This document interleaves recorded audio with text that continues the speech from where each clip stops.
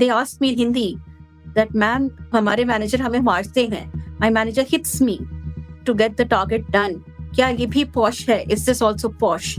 Once I was called into my boss's office and I was told that you need to change your voice. I had no idea what does that even mean.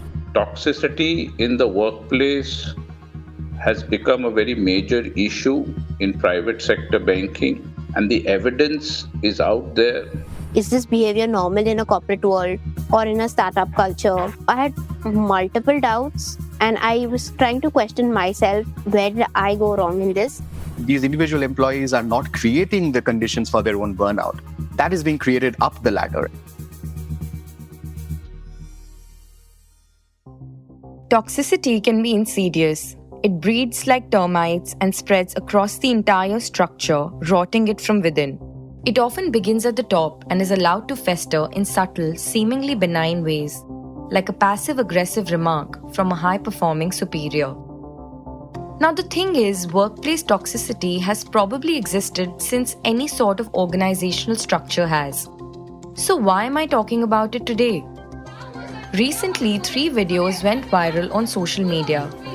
2 of them featured managers from HDFC Bank and Bajaj Finserv publicly berating their employees. These videos have highlighted the controversial topic of toxicity at workplaces. Not just that, while reporting for this podcast, I found that there is data to show that an increase in toxicity is leading to more attrition. For example, men and women under 30 are leaving banks in hordes. But the thing is that it doesn't have a simple solution or fix. That's because it can be relative and hard to define, depending on one's profession or personal preferences.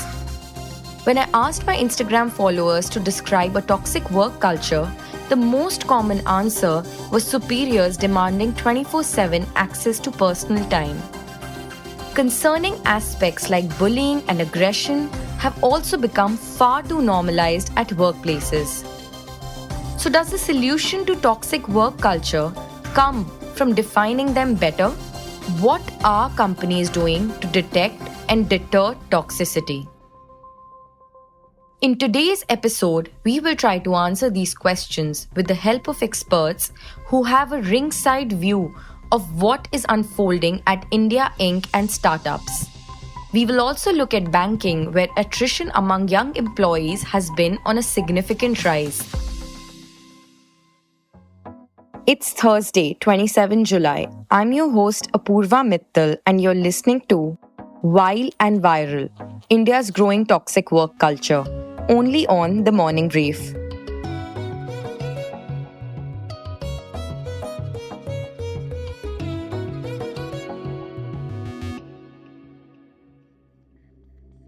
Let's start with stories of 2 individuals who experienced a toxic work environment.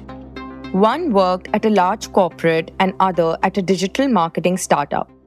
Hi, my name is Maria and I used to work for a digital marketing agency based in Andheri East. I worked there as a business development associate and later got promoted to being a team lead within the span of 2 months. But due to the toxic experience, I had to quit. We used to have late working hours, uncertain working hours. I feel each and every move of ours was being monitored. How many breaks are we taking in a day? How long is that break for? They would directly say that we took a 20 minutes extra break, so we consider that as a half day or a leave. And it was very bad. Like, there was no humanity basically in them. Since this job was the first job in my career, it impacted me when it comes to trusting. Is this behavior normal in a corporate world or in a startup culture? So I had multiple doubts and I was trying to question myself, where did I go wrong in this? Hi, I'm Chaitali. This particular incident that I am sharing is one of the Accor hotels, which is Novotel in Ahmedabad. That's where I had a very bad working culture and a very bad experience. I was an associate director of sales. I was not even given a team to handle. And I was given budgets and I was given targets which were way above what that particular area would produce. English was a problem. Like, I would literally get mocked at for talking in English. Once I was called into my boss's office and I was told that you need to change your voice. And I was so scared of talking. 1 year of working in such a toxic environment can change your personality. I used to literally get anxiety attacks. Like, I would wake up in the middle of the night, worried, sweating, what will happen. A spokesperson from Accor responded in an email statement, and I'm going to read it in its entirety. At Accor, our priority remains the well-being of our team members. All Accor properties follow a zero-tolerance policy in regard to any form of harassment, with various committees and communication channels available to any team member wishing to share any feedback on their experiences, which are immediately investigated and addressed if necessary. Unfortunately, with limited information provided in your feedback, we are unable to conduct an investigation into the alleged experience faced by the former employee you referred to.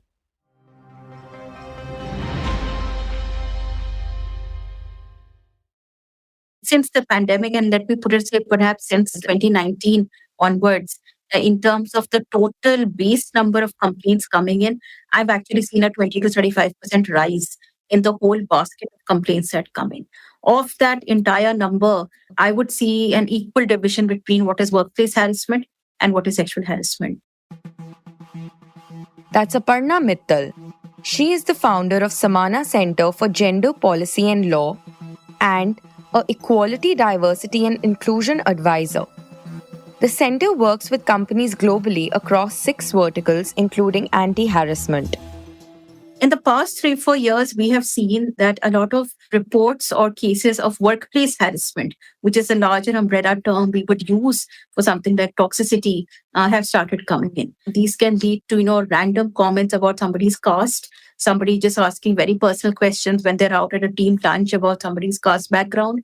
A lot of workplace behavior where somebody's dumping you with extraordinary pressure or, really inhuman deadlines on work to do, not dividing work equally, not being given the right platform to step up. And of course, a lot of the conversational verbal harassment that we see, loose comments, statements, pulling people down, gossiping and stuff like that. So when you see the whole hog, right? And I'm not even going into things like corruption and bribery, which is a completely different kind of misconduct as well. Do you find a lack of awareness among employees about what can be qualified as harassment at the workplace? A lot of times it seems through the questions we get that people are trying to kind of label a bad behavior and understand is this possible or not. So an example I got recently and that kind of shook me up a little. Somebody actually asked us, and we have an anonymous chat window, and they asked me in Hindi that, ma'am, हमारे manager हमें मारते हैं. My manager hits me to get the target done. क्या ये भी posh है? Is this also posh? Now think of somebody sitting in a company who is being at the receiving end of really bad behavior, who has no window to reach out to somebody. Till and I could be anyone, right, who's walked in to do a training on posh, and I've put in an anonymous platform there to say, hey, you ask me, I won't take your name, or you can send your questions directly to me. And they're really struggling to label this. And we are giving them that phraseology to say, ye galat hai, this is wrong, this should not happen. No matter what job you're doing, where you're doing, this is a clear no, it should not happen. Then we layer it and we say, this is not posh, this is not sexual harassment, but it's equally bad. It's still workplace harassment. And the impact of it is that it really, really demeans you and is completely wrong and illegal as well. So I think there is much larger awareness or a much larger terminology or phraseology to use. I mean, 10 years ago, nobody used the word toxicity. Now you say toxicity and you know exactly what the other person is. In your experience, are certain sectors seeing higher toxicity? You're smiling.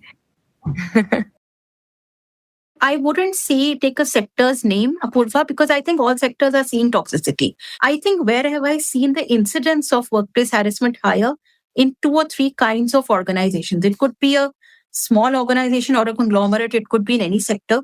One, where there is no respect for governance and compliance, where this is either they can't be bothered. They think that growth and business comes first and everything else is humbug and not required and baad mein dekh lenge. I think those are the kind of organizations where a lot of wrongdoing is happening. It could be corruption, it could be workplace harassment, it could be other stuff because nobody cares. The second category is where they are trying to grow at a breakneck speed. Now, I don't have a problem if a company wants to grow at a breakneck speed. But if you're growing at a breakneck speed without doing institution building, without putting systems in place, checks and balances in place, that's where that drive for quantitative excellence or quantitative targets really takes over everything. And I think that's the kind of stuff we've been seeing come out suddenly through, videos, etc., where people are just chasing a magic number and nobody cares who you are and what you do as long as you meet that number. And that, unfortunately, is a mix of pressure from the higher ups on people saying, hey, you ought to do this. I'm not justifying what they're doing, but I think they only want to see one result. They don't care at what costs that result is coming. They just want that magic number. But what about startups, Aparna? Unrealistic expectations can often be a problem at young organizations that are trying to grow fast. I think a couple of things. I think my concern with startups or that hustle culture can be two things. The good thing is it can be very non-bureaucratic. One can do any role that they think they want to. There's a lot of learning, enablement, and all of that.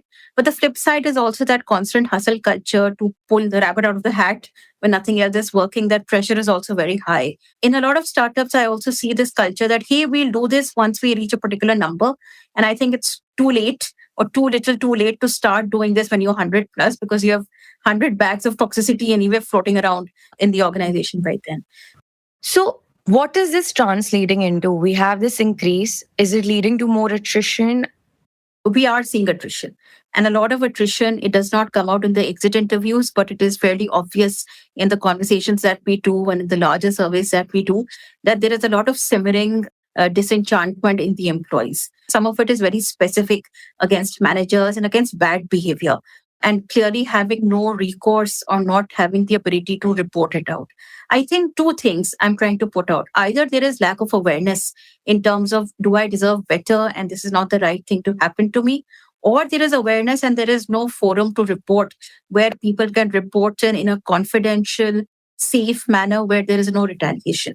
I think where both things are missing or the reporting aspect is missing, we believe that people just give up, unfortunately, and they would rather look for another organization. And we see that happening a lot. A lot of my clients, which have 20,000 plus workforce, where they have a lot of field staff, which unfortunately are seen as replaceable in India, offices that are much further away from the corporate office, is a lot more attrition, so to speak. And that's where, because a lot of the governance has not really percolated down to the offices, which are not the main corporate offices, so to speak.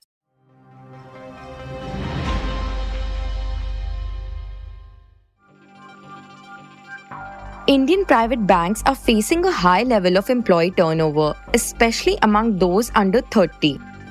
It is no surprise then that the 2 of the 3 viral videos online originated from this industry. Our next guest, Hemendra Hazare, who has an experience of over 25 years in the capital markets, helped us decode just how much things have gone wrong in banking. See, very clearly from the numbers that are being declared in the annual reports, they're quite horrifying. Because, for example, amongst the large banks, HDFC Bank has reported an overall attrition of 34.2%. Axis Bank has reported 34.8% as against 31.6% last year. And of course, Kotak Mahindra Bank has so far reported the highest attrition amongst these banks at 45.9% as against 39% earlier.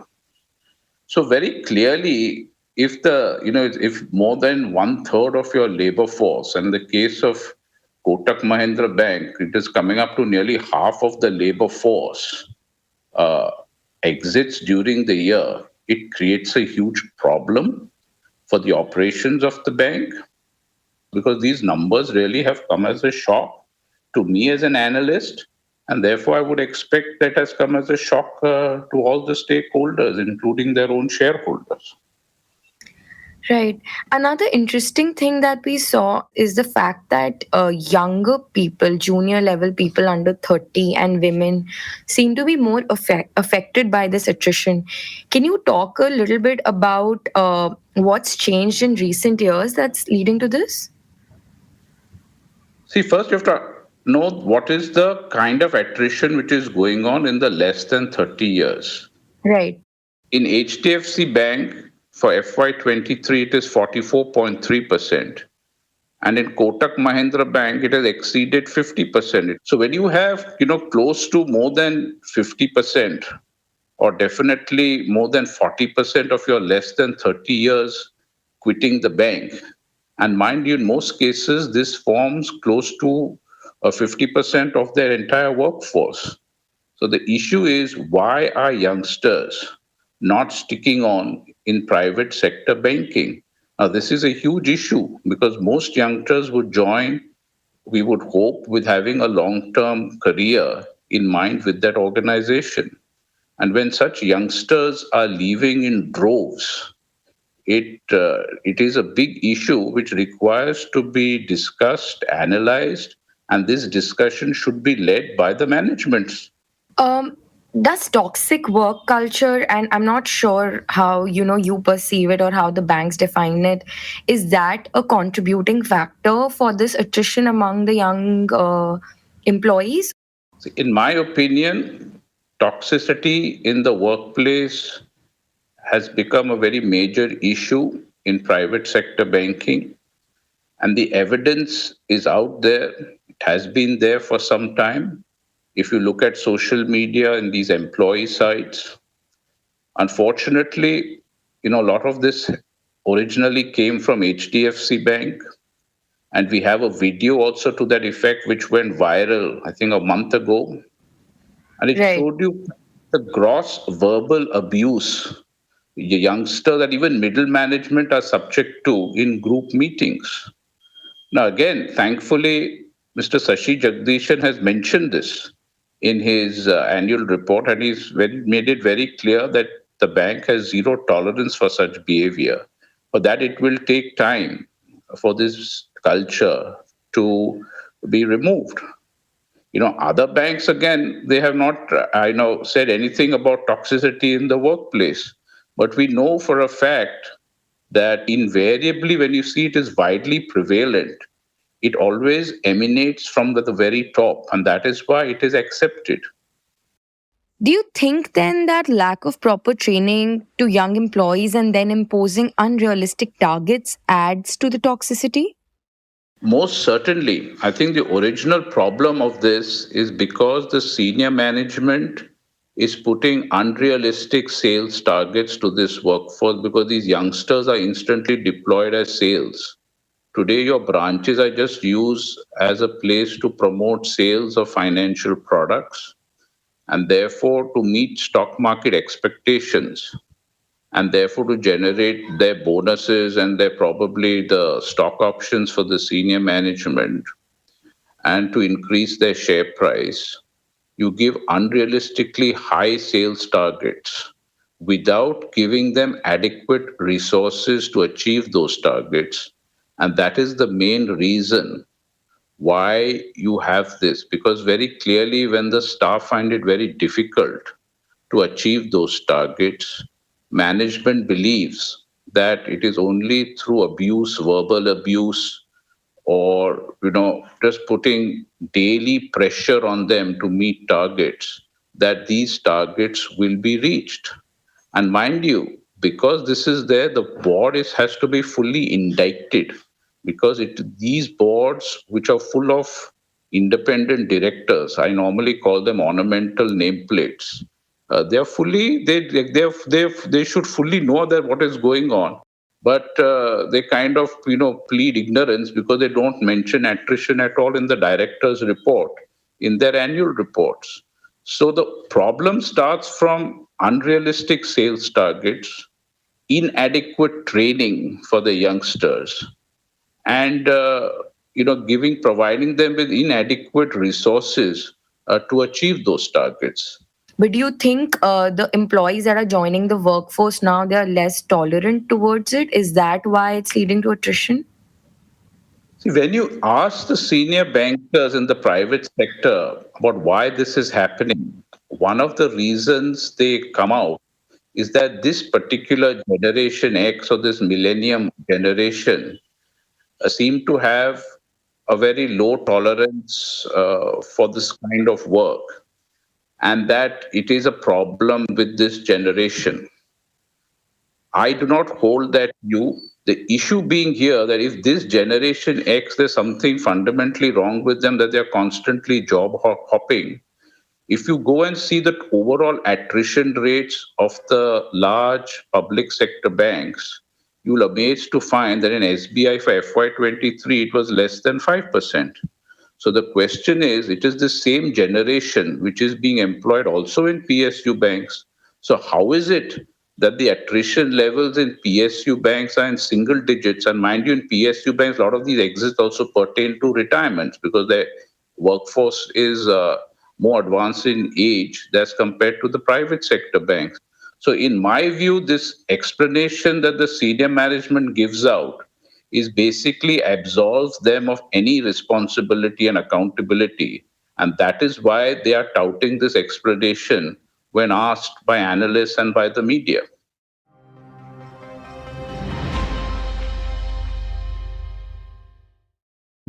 HDFC Bank declined to comment. Axis Bank and Kotak Mahindra Bank did not respond to ET's emailed queries. My colleague in the banking bureau spoke to several employees in private sector banks who confirmed the prevalence and growth of a toxic culture, especially in the retail functions. Of course, while I'm citing banking, such examples are widespread in many other sectors from FMCG, media, pharma to entertainment industry. And in all these sectors, toxicity is a big reason for attrition, but not the only one.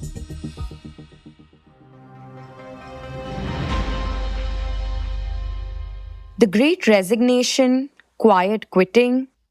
Ever since the pandemic, there have been signs of distress among the workers globally. I think in the early days of the pandemic, definitely during the second wave and shortly afterwards, people were definitely very angry. And people had sort of, at least in the Western countries, not so much in India, not so much in the global South economies, where people simply didn't have the luxury to just get up and quit their jobs because they hated their workplace culture or whatever. That's Tanmay Goswami, founder of a mental health wellness platform called Sanity by Tanmay. He says that for a brief moment at the onset of pandemic, employers were actually worried about workers' well-being. But that did not last long.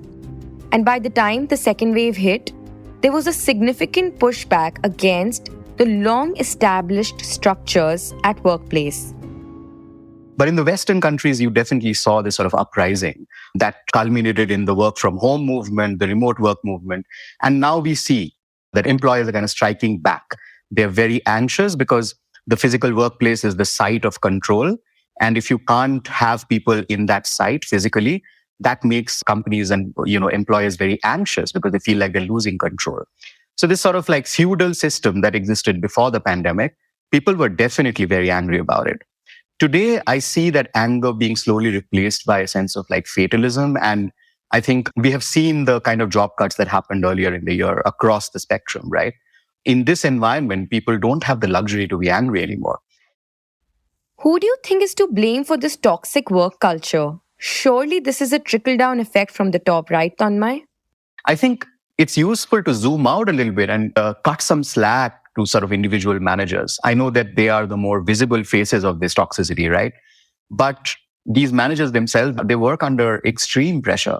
And I would like to believe that barring a few people who might genuinely be just bad characters, bad apples, most managers who end up screaming and shouting at their employees for not meeting targets, etc., at least that particular form of toxicity, they act under severe duress themselves. And there's a lot of data now about depression and anxiety among managers, especially middle managers.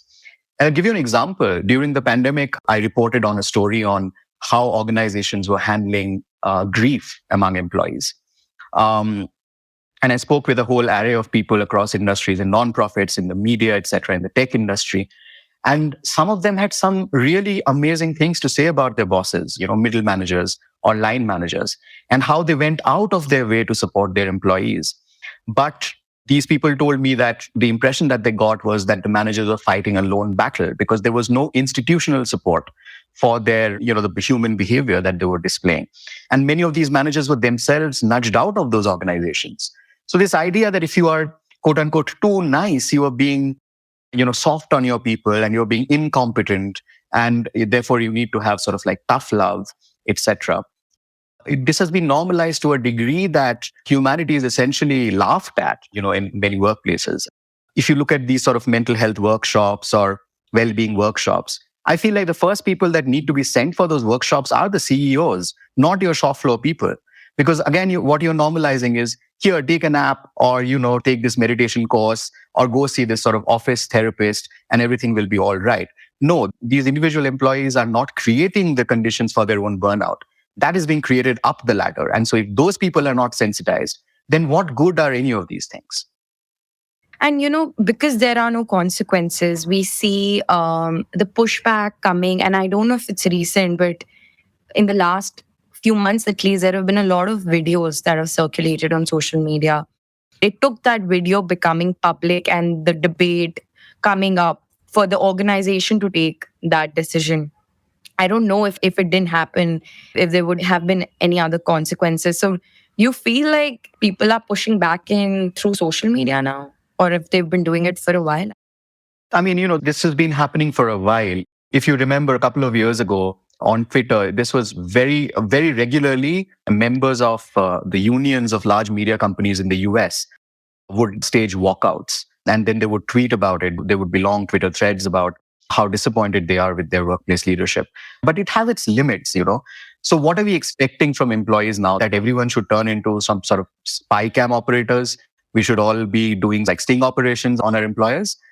That is unsustainable. And that is not something that employees should be burdened with, right?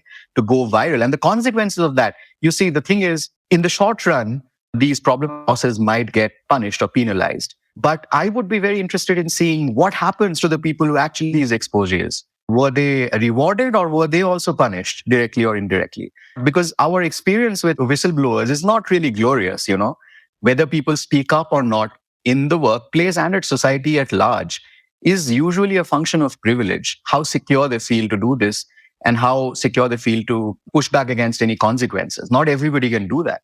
And my hunch is that people who are the most vulnerable in the workplace will find it very difficult to take a step like this because of the consequences. What have employers done in the past 50 years or 100 years to instill any confidence that if somebody were to raise questions about these problematic cultures, that there would be sustainable change?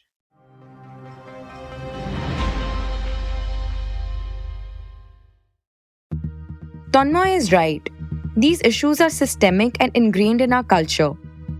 Speaking up is not just difficult, especially for those from economically weaker section and women, but also because of lack of forums. Many people we spoke to said they didn't feel comfortable going to HR with these reports. Hazari, whom we earlier heard from, mentioned that the most common defense used by banks is to blame the younger generation's lack of tolerance, rather than taking responsibility for the mess and equipping them with tools to improve. However, there are some companies that are trying to do better. Aparna had some examples and advice. So a couple of things. I think the companies which are compliant, and there are a mix of Indian companies and multinationals who have presence in India. One is they understand that real growth and real development only happens when you have a dignified and respectful workplace. There are very strong code of conducts, very, very detailed policies that lay out the different kinds of behaviors that can be discriminatory or may look like harassment, bullying, belittling people, humiliating people, them with examples. They spend a lot of time educating their employees about it. These are companies which have presence in 82 countries, 100 countries. They take the time to curate the content, to bring in local issues, to use vernacular languages where possible, to make sure that every person in every corner of the globe who is working with that brand knows that these are certain core values of the organization, not just because it's a highlight word, but they really understand what that really means. They have also invested in credible reporting systems. So there are some international softwares and helplines which companies can subscribe to, and it's called a hotline where you can report any kind of misconduct of misdemeanor. Aparna, is there any specific example that you want to talk about? In fact, recently for a very, very large international organization, we did 2 trainings on respectful workplace in a couple of cities in Asia. out of India as well. And the whole leadership flew down from a European country for the training. They actually printed very small magnets, like fridge magnets, which actually had the 4 reporting lines printed on it, saying, if you're in trouble, reach out to 1234. And the 500, 600 people we covered, everybody was given that one magnet. Saying, you take it home, you put it on your fridge, you do what you have to do. But that is the level to which they think through, that we will make sure information reaches the employee. After all the fancy trainings and brochures and content, leave them with that kind of thing. A lot of companies also have what we call an ombudsperson now, which is not really, may not be a legal requirement in most sectors, but they are internal folks or independent folks who you can just reach out to and say, look, I'm having a problem. Should I be reporting this? Is it okay? Is it not okay? What should I expect? And they explain to you, this is not cool. This is not okay. Yes, you can come forward. This is where you can go. What would be your advice to employees, especially new employees, to tackle toxic work culture? So I think it's easy to sit and sound preachy, Purva, because at my age, it's very easy to say, hey, just call it out, etc. For younger folks, their first jobs, I know it's always difficult to call out or just quit. But I would think that try and find your safe space within the organization. Find an ally who understands what's happening to you. Try and bring it up to somebody's notice. But any point of time, if you think that your physical or psychological safety is being compromised, you can reach out to the law enforcement agencies as well and reach out to people who can support you.